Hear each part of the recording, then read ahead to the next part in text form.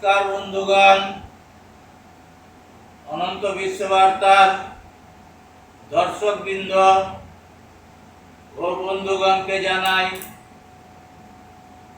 আজকের শুভ সকালের প্রীতি শুভেচ্ছা, ভালোবাসা, আন্তরিক ও গৈরিক অভিনন্দন। আজ অনেকদিন পরে আপনাদের সঙ্গে আমার সাক্ষাৎকার। আমি বিভিন্ন সময় আপনাদের কাছে ডাক্তার প্রফেসর স্বপন কুমার জানার মেডিকেল বুলেটিন থেকে বহু কিছু বলে থাকি, যেগুলো আপনাদের জীবনে খুবই কার্যকারী, খুবই প্রয়োজনীয়।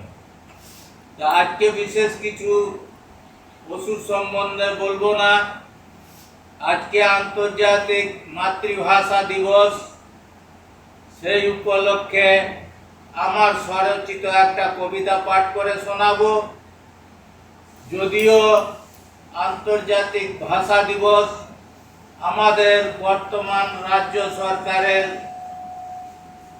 খুব একটা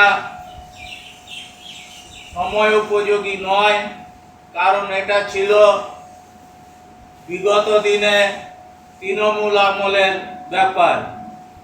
তবু যেহেতু বাংলার ভাষা, বাংলার মাতৃভাষা বাংলা, তাই এটা পড়ে শোনাচ্ছি। এটা আমার স্বরচিত কবিতা।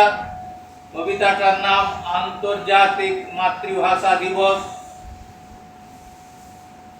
আন্তর্জাতিক মাতৃভাষা দিবস 21শে ফেব্রুয়ারি। মাতৃভাষা মাতৃদুগ্ধ ইবা মনোহারি। হিন্দি ভাষা রাষ্ট্রভাষা, ইংরেজি আন্তর্জাতিক, বাংলা ভাষা বাঙালির ভাষা, বড়ই সাত্ত্বিক।